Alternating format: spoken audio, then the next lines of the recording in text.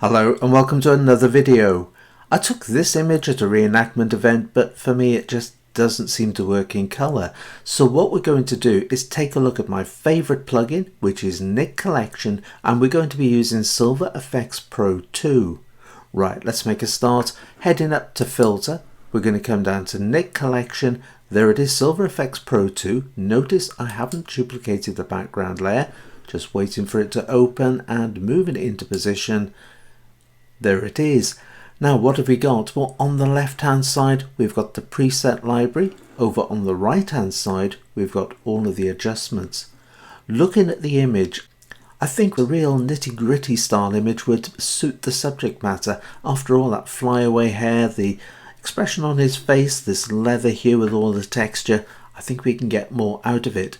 Now my favourite preset for extracting a bit more detail out of the image is this one here. It is high structure. So if we click on it, you can see the way that the adjustment layer has now shot the structure across to 33%. Now we can click on the slider, always make a quick note of that number, and you can reduce it. So I'm going to take this one up slightly. I'm going to take it to this sort of area here. Incidentally, that preset library, clicking on this icon moves that out of the way, just giving you a larger work area. Looking at the rest of the settings, the brightness, the contrast, I'm going to leave as they are for just a moment. The shadows, I think I'm going to leave this one where it is as well. Come into the highlights. Yeah, just taking that down to this area. Let's take it right across to the right hand side. You can see the way it just darkened down around here and that little bit on his shoulder. Next, we're going to come down to selective adjustments. Now looking at the image, this area of his forehead here is looking rather bright, and I want to get more detail out of the leather around his shoulder. So we're going to pick up a control point, starting with his forehead. We're going to click down and come into the top slider. If I just pull it out, you can see that big circle. I'm going to reduce it down. Now this is the area we're targeting, but we can fine tune it, and we'll have a look at that in just a moment. But coming to brightness, I'm going to take this down, just darken it into this region. Looks pretty good. A little bit of contrast, so just taking the contrast down as well. That just helps to blend it in. There will do nicely. Right, now for the texture in the leather. Picking up another control point, bringing it out to this region. I'm going to click down, come into that top slider for that circle. Going to take it out into this sort of region. Let's come down to structure, taking the structure right out, and as I start to take it out, you can see the detail coming out in that leather. But I mentioned about fine-tuning the area that we're working with. Now if you come over, you've got this little box here, or you can just sort of put a tick in the individual boxes, entirely up to you. So what it's doing, this is where it's having the most effect. It then comes out and it's having a little bit of an effect here. It's also coming into this region here as well as the bridge of his nose. So I'm going to click on this to make it live. Let's come to that top slider again, and I'm going to move it in a little bit more, and as I move it in, you can see we're now just targeting this area here. There's a little bit around here and a little bit in his hair as well. Okay, coming down to this one, I'm going to click on this. I'm just going to move it down slightly and across. You can see it's now just by the bright white side. That's where it's having the most effect. Just come in, and I want to try and get just a little bit more out of here. There, looks pretty good. It's a little bit into his beard as well. That could work. So let's just take a look. Coming back up, I'm going to click on this icon, which is going to put it back into position. Over to the little switch, clicking on it. There it is before, there it is after. Right, you can fold these up out of the way. Coming down to color filter. Now with the color filter, with all of these, if you see it just details like this, just click on that little, well, I suppose it's like a right facing arrow. Click on this and you've now got hue and you have got strength. This is the default, the white or the silver. It's set on 0, it's on 0% even. Right, clicking on the red. Strength has now shot up to 66%. Doesn't work with the image though. Clicking on orange. Yeah, beginning to get there. Yellow. Yes, slightly darkening down that background. Green. That looks good. Coming across to blue. Don't like that. Let's come back to green. Notice the way these sliders are coming along. It's into the green region. Strength is 100%. Let's take the strength down. And as I start to reduce that strength, what I want is just a little bit of the background to show. Something like this. Like the way that's looking. These little ticks. Click on the tick and you can see there's the before, there's the after. Looks good like that. Incidentally, if you don't want to use the settings, you can just untick them. Right, so next, let's come down to film type. Now, film type is really interesting because the top we got neutral. If I click on this, you can see we got all of these film settings. So these are all a preset for the settings. Or you've got the sliders here. Now, I'll come back to these in just a moment. But for now, let's just have a quick look. We've got the ISO 320. If I click on this, notice the way the grain, which is the top slider, has gone to grain per pixel as 115. And you can see it's on the ISO 3000. This is on the ISO 1600. And you've got all these various film types as we come up around this region here, just looking at the image, letting my cursor work its way up until I find one that works with the picture that we have. This one, quite like that. What's that? It's the ISO 50. It's the Ilford Pan F plus 50 Kodak. Now let's go for this one here. So I'm going to click on this. Notice the way the sliders were changing as I was going through these various presets. Now what are these doing? 14, we have here 14%. Now if I move the slider to the right, it brightens up the reds. The background of this, don't forget, was predominantly red. He was sitting in a red tent. If I move it to the left, it is darkening down the colors. Now this is very similar to one of the adjustment layers in Photoshop. I'm going to just move this into this region here. That looks pretty good. Okay, now I'm going to come to the yellow, making a note. It's -10, moving it back and forth. What's it doing? Well, his face, it's having quite an effect on the facial area. Just taking that down into this region here. Green, not sure that's going to do much. You can always grab hold of the sliders, whack it back and forth. See what that's doing? Not a lot. Click in here, whacking that back and forth. Not a lot. Incidentally, with all of the sliders throughout the adjustments, double click, reset it to 0. Blue, 35%. Don't forget this is for the lighter. If I move it to the left, it darkens it down, and you can see it's that leather. Yeah, let's go for a little bit of a darker look, something like this. That could be good. Right, violet. This is in the lighter region because it's 42, and you can see that it brightens up, darkens down the background. Let's see. Let's go for this sort of region here, taking it into the -17. So we started off with a preset, but now we've adjusted it, we've taken control, and we've used these sliders to produce the sort of black and white image that we are looking for. That looks pretty good. Okay, taking a look at grain, let's pop into 100%. So I'm going to come up to zoom 100, clicking on that, or 100% even, lifting this into position. Something like this will do nicely, so I can just see a little bit of the face there, the background as well, because we have got the grain per pixel, which is 442. Don't forget this was for the Ilford, what was it? Yeah, there it is, says at the top there, plus 50, so it's an ISO of 50. The more I take this to the left, the more we're increasing the ISO, so I'm going to take it up, or the grain in the image, taking it up around this region. That looks pretty good. Like what it's doing on the background as well as around this area. You've got the hard grain, taking it up. You've got the soft grain. You can see just a little bit of a difference there. Let's just soften it off very slightly. That will do. Coming back up, clicking on this, out we shoot.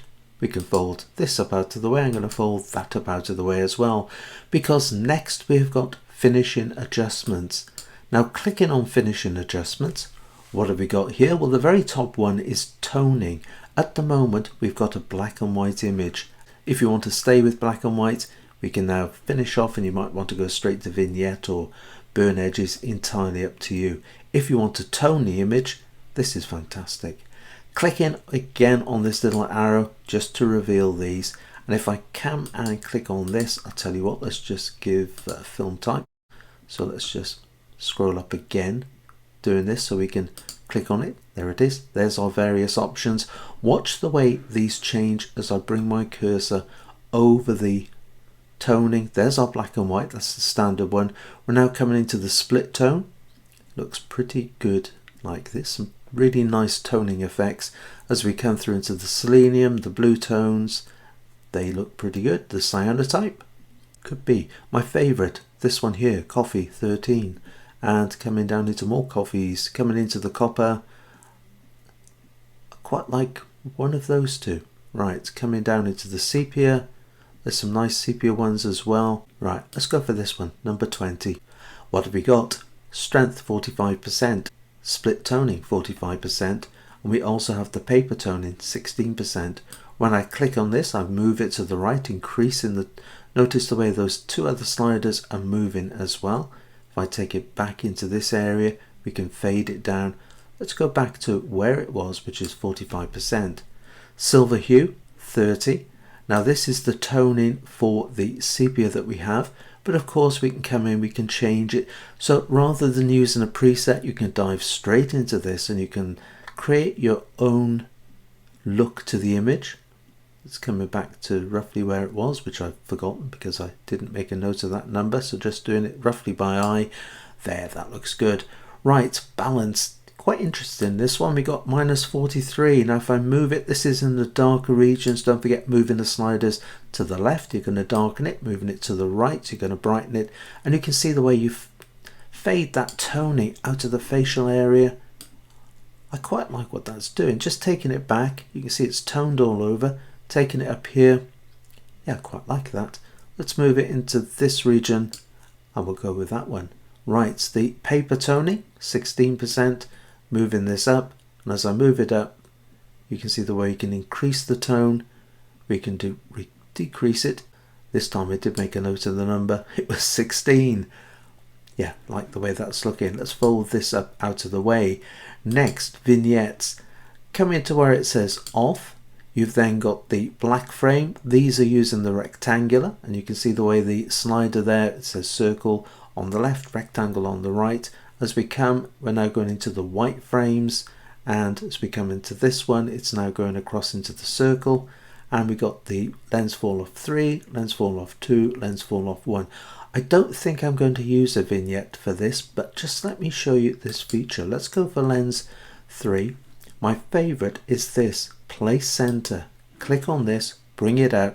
As I click down, watch what happens. Look at the way we've moved the center around this area here, just brightening up his face.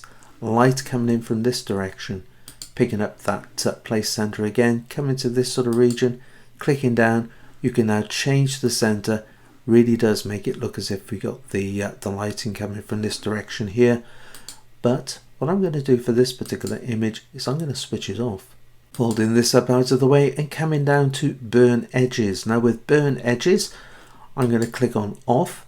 We're going to start all edges soft 2, all edges soft 1, all edges 2, all edges 1. I'm looking at the image. This one here looks pretty good. Let's come back down to it. I'm going to click on this.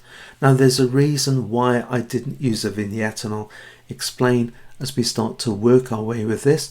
But coming to the burn edges, as ever, we've got this little arrow. If you untick it, it's going to reveal these here. And these here are showing us the left edge adjustment. Strength 30%. You can increase the strength and you can make it darker on that left edge. But I'm going to take this back to where it was, which was 30%. The size 10%. You can take it up, so you're bringing it in from the left hand side.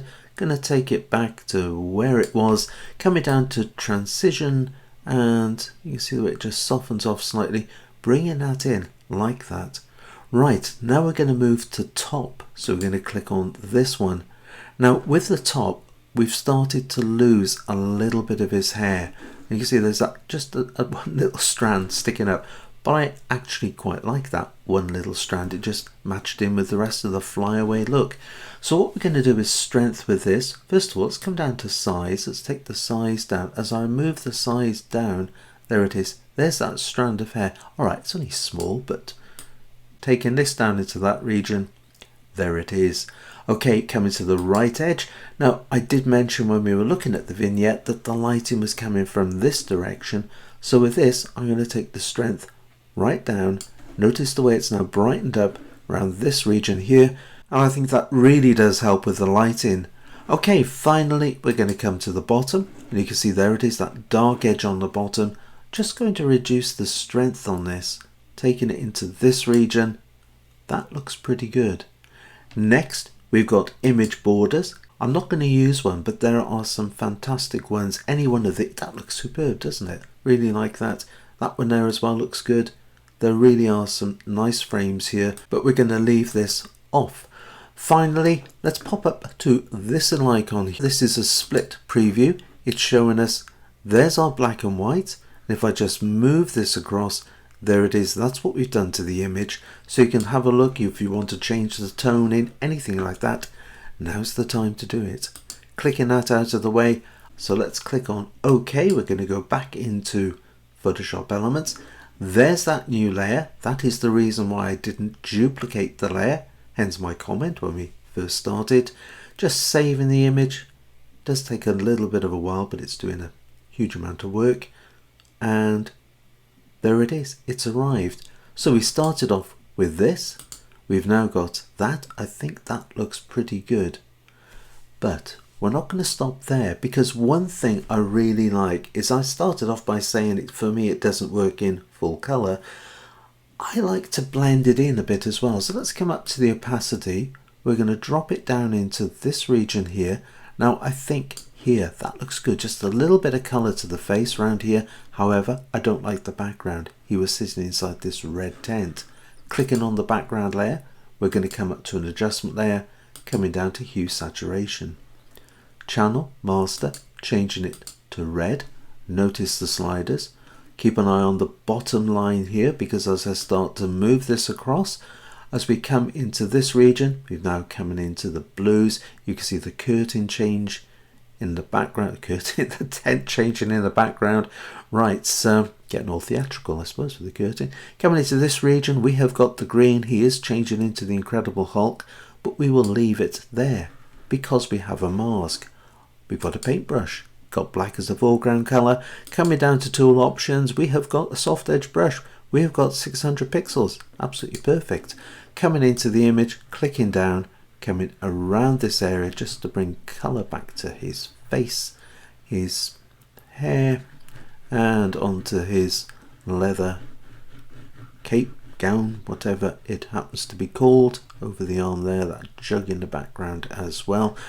And you're probably thinking, how do you know where you've painted out? Well, if you press the / key on the keyboard, so that's the / key, you get the quick mask, or like a quick mask effect, and for some reason it has changed me to white as a foreground color.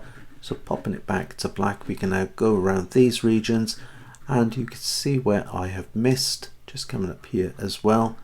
That will do nicely. / key again, and there we are.